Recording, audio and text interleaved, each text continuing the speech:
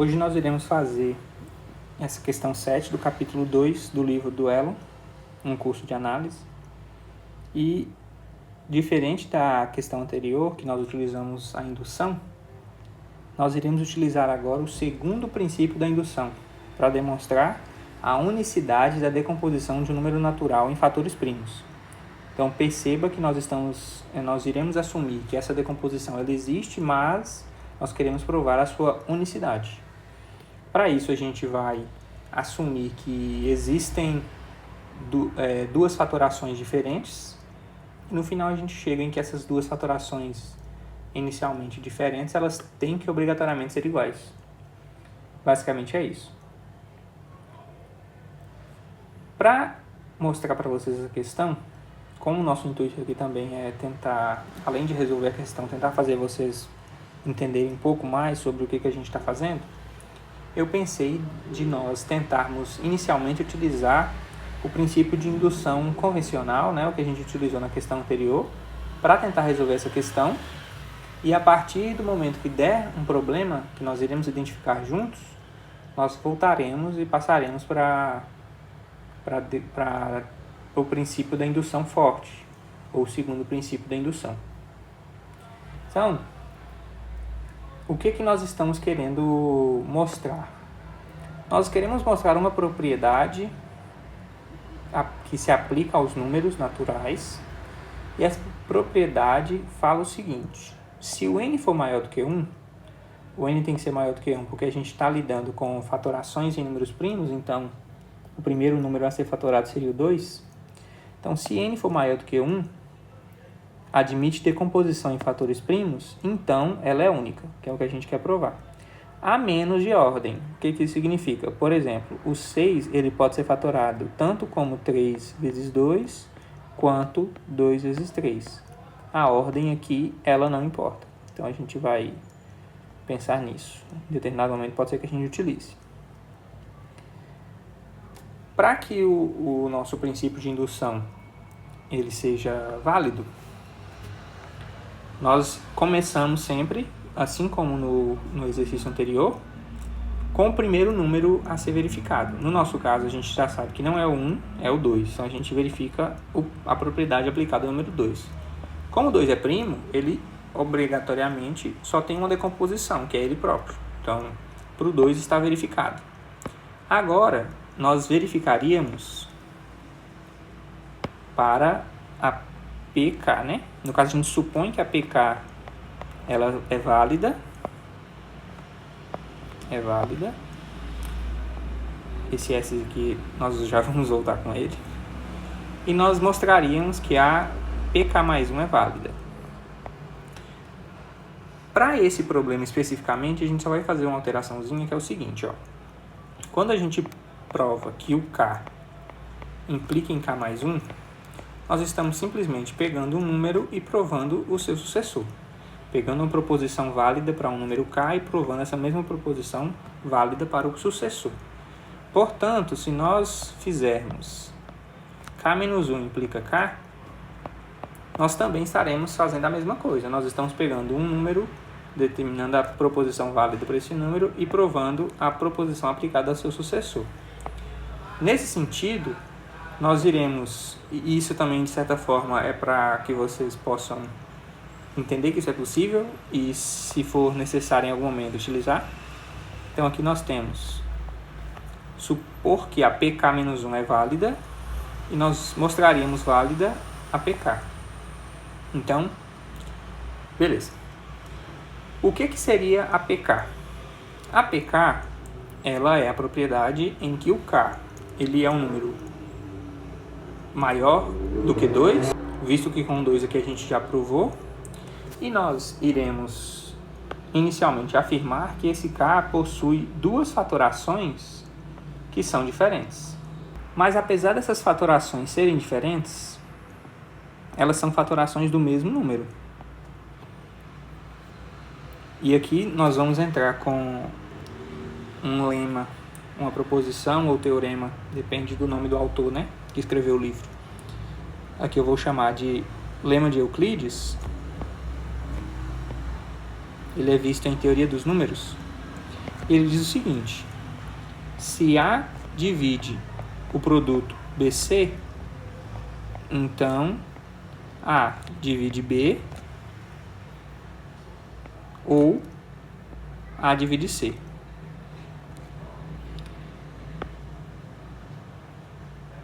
Se nós temos a fatoração do K em fatores primos, P's, nós temos que o P1 ele divide K, visto que o P1 faz parte da fatoração do K. Mas, se P1 divide K, e K pode ser visto como o produto dos P's,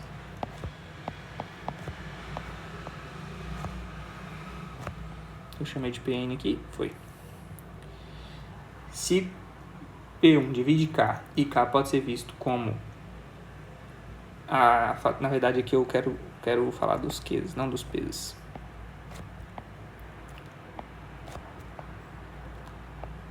Já que isso aqui também é uma fatoração do K, isso implica que o P1 divide esse produto. Mas se o P1 divide esse produto, e esse produto é um produto de fatores primos, isso implica para a gente que existe algum QJ tal que P1 divide QJ. Porque, pelo lema de Euclides, para que P1 divida esse produto, ele tem que dividir alguém dentro desse produto. Pelo menos alguém. Como todos esses fatores aqui são primos, inclusive o P1, nós estamos tendo que um número primo está dividindo outro número primo. Isso só é possível, como eles são primos, se P1 for igual a PJ, a QJ.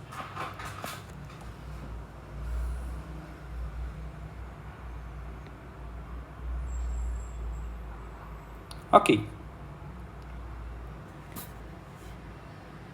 Se P1 é igual a QJ, eu posso primeiro reescrever isso aqui só para incluir o QJ.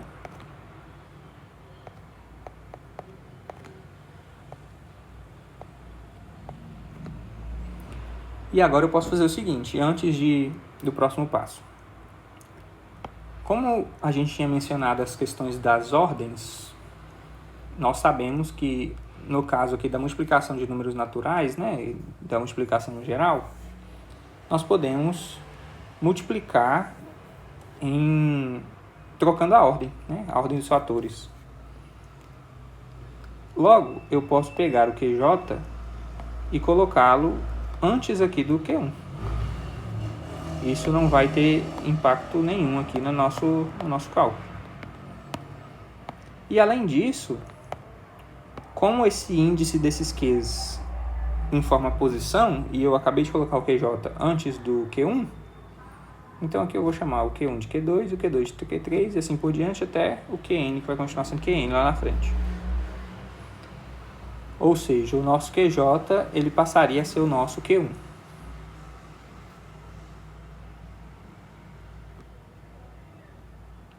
Agora, como o P1 é igual ao QJ,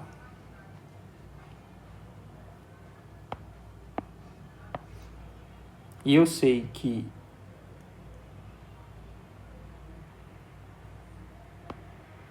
P1 divide QJ, então, se eu definir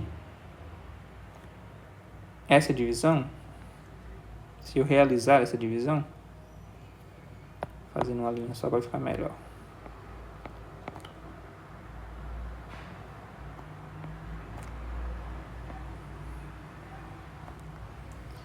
Nós vamos poder cortar, né, o QJ com o P1, visto que eles são a mesma coisa e que é diferente de zero. E vai nos restar isso aqui.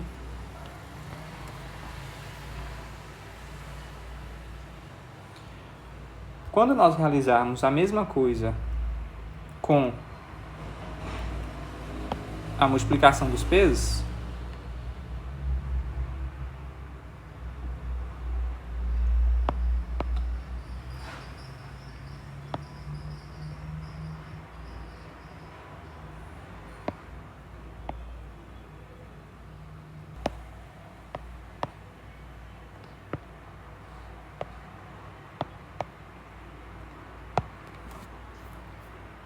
nós também teremos algo desse tipo.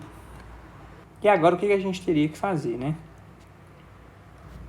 Nós definimos aqui M como essa divisão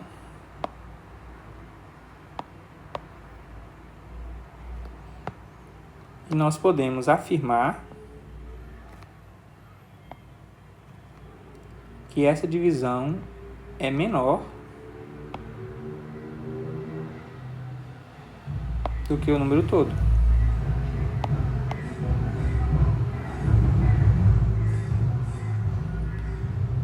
Para economizar espaço aqui, a gente vai substituir a divisão pelo resultado dela. Obviamente que essa desigualdade aqui é trivial, visto que o QJ ele é maior ou igual a 2. Então, o nosso lado direito aqui é maior do que o lado esquerdo. E aqui que entra o problema de tentar usar o processo de indução. Por quê? Para mostrar que esse número M,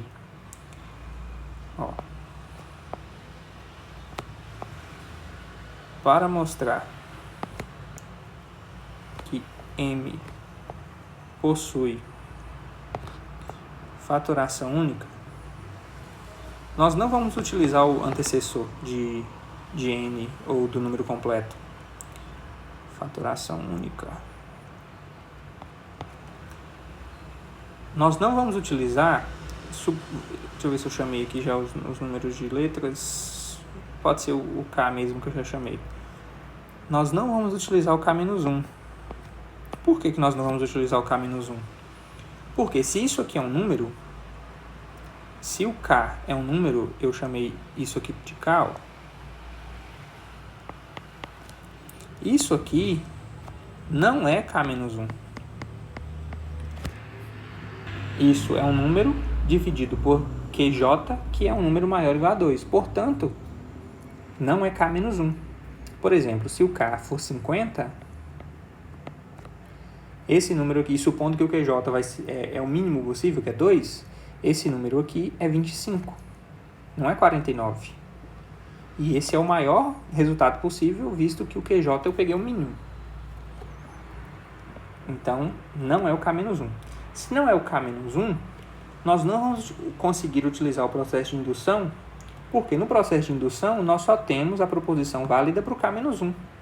Nós não temos a proposição válida, por exemplo, para o K25, que seria nesse exemplo aqui que eu tinha dado. Portanto, esse nosso processo de indução ele não se mostra viável nesse cenário. E aí, o que a gente tem que fazer? Nós temos que voltar lá atrás e nós vamos supor que a P2 é válida, que foi o que a gente provou, só de visualizar mesmo. Nós também vamos supor que a P3 é válida, que a P4 é válida, e assim por diante, até chegar na PK-1. E é isso que define aqui o processo de indução forte.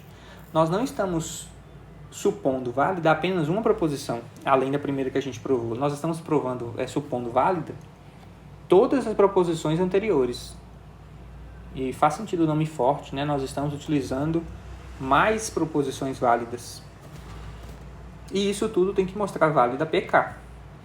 E agora, o que acontece? Quando nós chegamos nessa mesma situação, todo o restante é igual, mas quando nós chegamos nessa mesma situação, nós agora temos algo a dizer desse número. nós sabemos que o P de M é válido.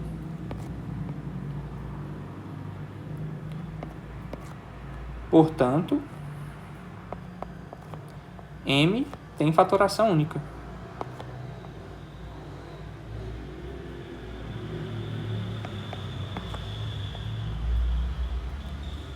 E aí, o que acontece? Nós tínhamos os números, a multiplicação dos P's e a multiplicação dos Q's. Nós tínhamos que esses números eram, a priori, possivelmente diferentes no quesito de fatoração de primos, mas a sua multiplicação era igual, tinha que dar K. Então, a multiplicação em si era igual. Os primos poderiam ser diferentes. Quando nós dividimos ambos os lados pela mesma coisa, o resultado da multiplicação tem que continuar sendo igual. Nós tínhamos esses números e dividimos por P1. Então, nós vamos ter aqui, por exemplo, K sobre P1. Nós tínhamos isso aqui tudo, que era K também, dividimos por P1. Então, a gente vai ter K sobre P1 dos dois lados, ou seja, resultados iguais. Partindo desse princípio, nós temos que o M ele é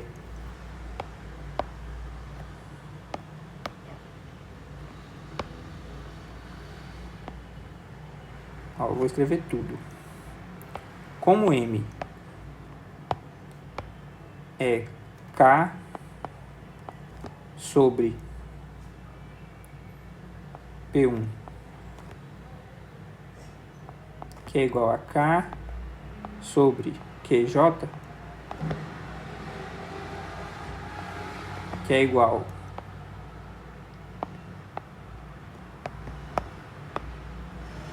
a isso. Vou fazer assim.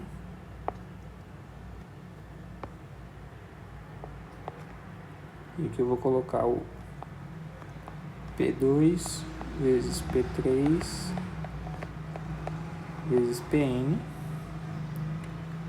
Mudar aqui a ordem só para ficar mais visual. O motivo da igualdade.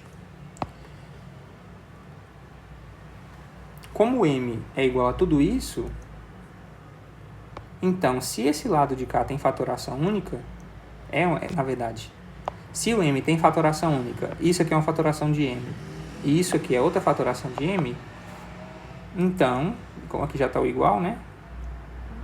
Então, não vou nem escrever de novo isso, porque realmente já está escrito. Então, essa fatoração aqui, ela é igual. E se essa fatoração ela é igual, se eu multiplicar ambos os lados pela mesma coisa, então agora eu vou multiplicar ambos os lados por A1, P1. Então, P1 vezes tudo isso tem que continuar sendo igual a P1 vezes tudo isso. Mas a gente tinha dito que o P1 era igual a J. Então,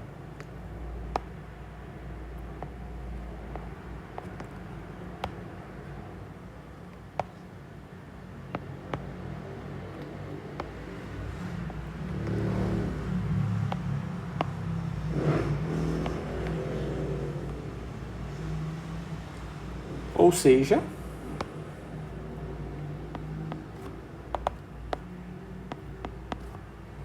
K tem fatoração única.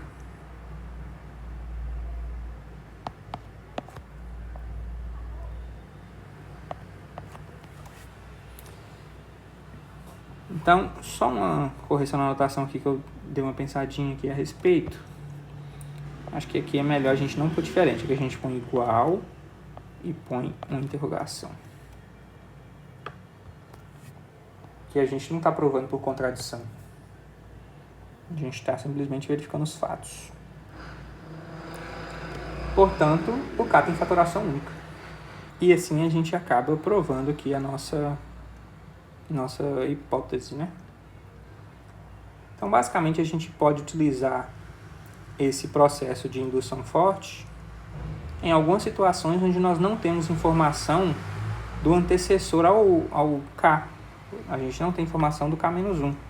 Ou quando a gente está fazendo K e K+1, a gente não tem informação do K. Aí a gente utiliza esse processo de indução forte.